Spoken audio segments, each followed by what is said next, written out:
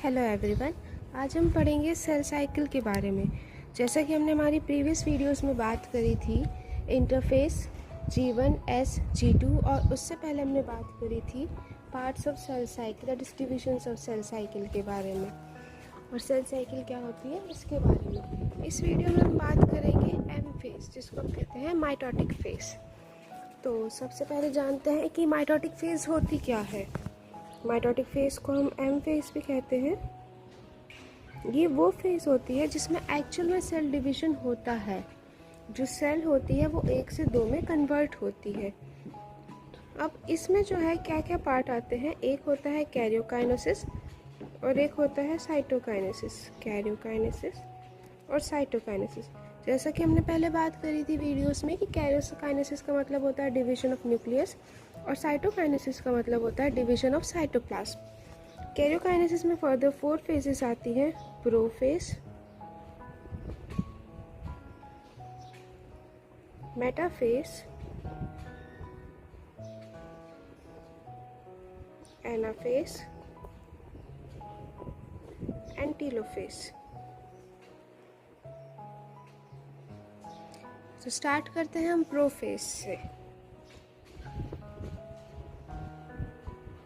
हमने देखा था कि जो डीएनए था उसका डुप्लीकेशन हो गया था, जिससे ये जो क्रोमोसोम होता है, क्रोमोसोम की स्ट्रक्चर की बात करें तो ये क्रोमोसोम की आर्म्स होती है जिसको हम क्रोमेटिड्स भी कहते हैं। ये होता है सेंट्रोमियर और इसके ऊपर 2 प्लेट लाइक स्ट्रक्चर्स होती है जिसको हम कहते हैं काइनेटोकोर। ये जो क्रोमोसोम की स्ट्रक्चर आपको दिख रही है ये एस फेज से पहले की है। एस फेज में डीएनए का डुप्लीकेशन होता है जिससे एक आर्म ऐसे भी बन जाती है। तो अगर अब आप इस क्रोमोसोम को देखोगे तो इसमें 2 क्रोमेटिड्स हैं, 2 आर्म्स हैं। तो अब सबसे पहले क्या होगा कि अब ये जो क्रोमोसोम है ये इस तरीके से तो होगा नहीं। डीएनए का रेप्लिकेशन हुआ है तो डीएनए प्रेजेंट होता है क्रोमेटिन की फॉर्म में। अगर आप कंडेंसेशन की बात करें तो डीएनए से बनता है न्यूक्लियोसोम, देन क्रोमेटिन और फर्दर कंडेंसेशन होके क्रोमोसोम। अभी हमारे पास डीएनए इस फॉर्म में है, इसको कंडेंस होके बनना है क्रोमोसोम। तो प्रोफेज में क्या होगा, कंडेंसेशन होगा। कंडेंसेशन इसलिए ताकि हम उसको इक्वली डिवाइड कर सकें।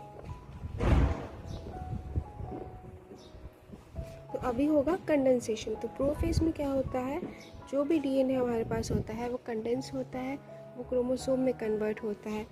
इसके साथ साथ हमने देखा था एनिमल सेल में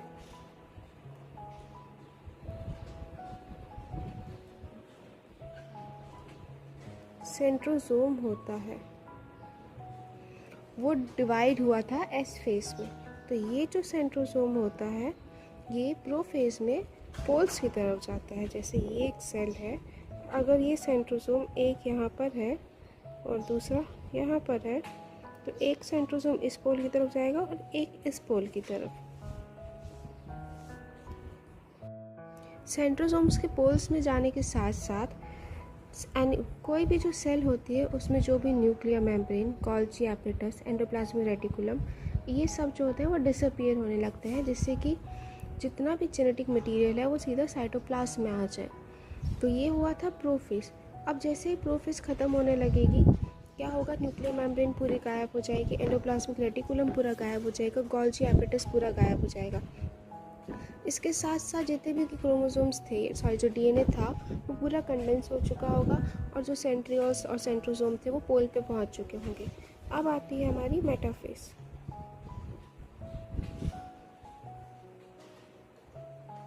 मेटाफेज में क्या होता है, ये जो क्रोमोसोम्स जो बने थे वो आ जाते हैं इक्वेटर पे।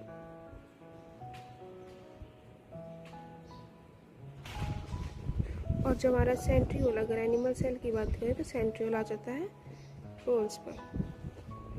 ये जो स्ट्रक्चर बनती है ये होती है मेटाफेज प्लेट।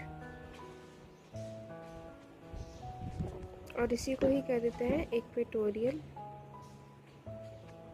प्लेट, क्योंकि क्रोमोसोम्स इक्वेटर पर अरेंज होते हैं इस तरीके से।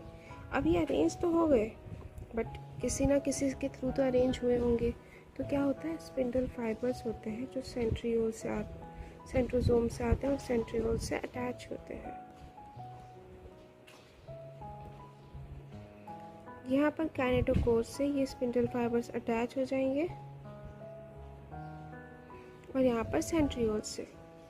तो इस तरह की स्ट्रक्चर बनती है। इस पूरे को कह देते हैं स्पिंडल एपरेटस।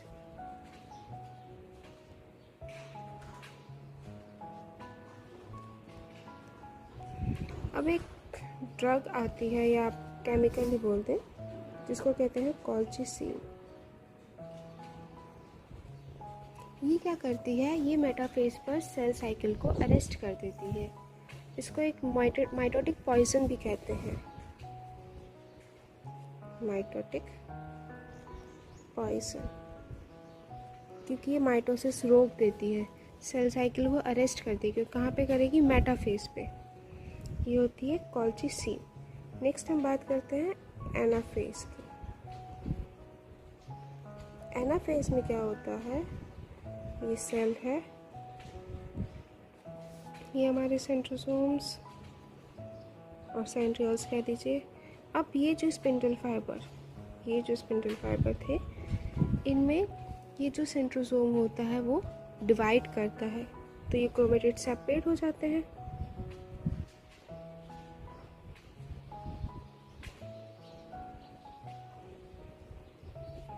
अब ये अटैच तो है ही स्पिंडल फाइबर से।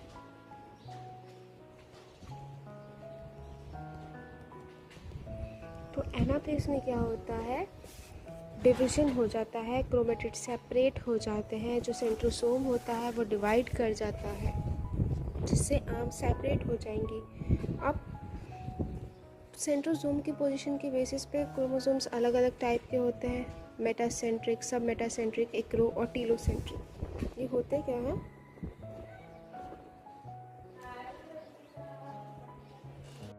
बात करते हैं मेटासेंट्रिक क्रोमोसोम्स की। मेटासेंट्रिक जो क्रोमोसोम्स होते हैं उसमें जो सेंट्रोसोम होता है वो सेंटर में होता है।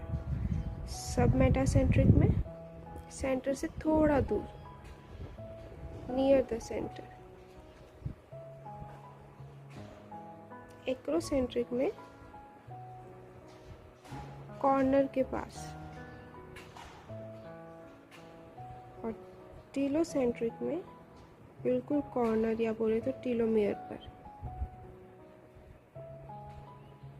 स्ट्रक्चर देखोगे आप तो इसमें दो नाम्स बराबर होंगी, ये सब मेटासेंट्रिक,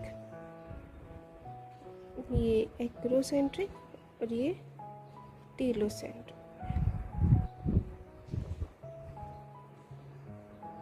इसमें दो आर्म्स बराबर है, इसमें एक आर्म थोड़ी छोटी थोड़ी बड़ी, इसमें ये आर्म थोड़ी ज़्यादा छोटी और ये थोड़ी ज़्यादा बड़ी, और इसमें एक ही आर्म होती है। तो अगर अब आप इसको खींचेंगी, ये खींचता है तो ये किस तरीके से खींचते हैं, ये इसको ऐसे करके खींचते हैं। ये इस तरीके से नहीं होते जिस तरीके से अभी दिखाए थे आपको, ये कुछ इस तरीके से होते हैं। इससे क्या होता है, ये जो सेंट्रोसोम होता है ये सेंट्रियोल की तरफ होता है, आर्म्स पीछे रह जाते हैं, लैग कर जाते हैं। तो अगर ये स्प्लिट होगा और ये इस पोजीशन में आएगा तो ये वी शेप देगा, ये एल, ये जे और ये आई। नीट के लेवल पर ये काम का नहीं है, just for your knowledge. Last phase आती है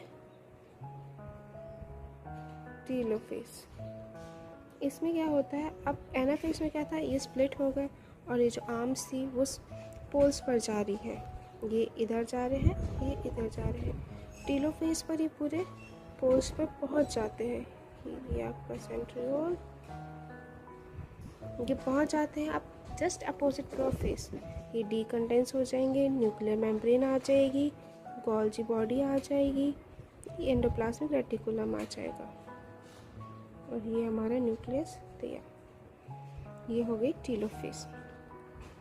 just a quick revision, prophase में क्या होगा, न्यूक्लियर मेम्ब्रेन डिसअपियर होएगी, डीएनए कंडेंस होएगा, ईआर गोल्जी बॉडी सब डिसअपियर होएंगे, सेंट्रियोल्स जो है वो पोल्स पर जाएंगे।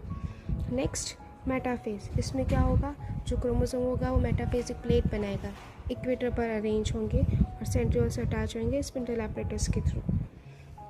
कॉल्चिसिन माइटोटिक पॉइजन जो मेटाफेज पर सेल साइकिल को अरेस्ट कर देता है।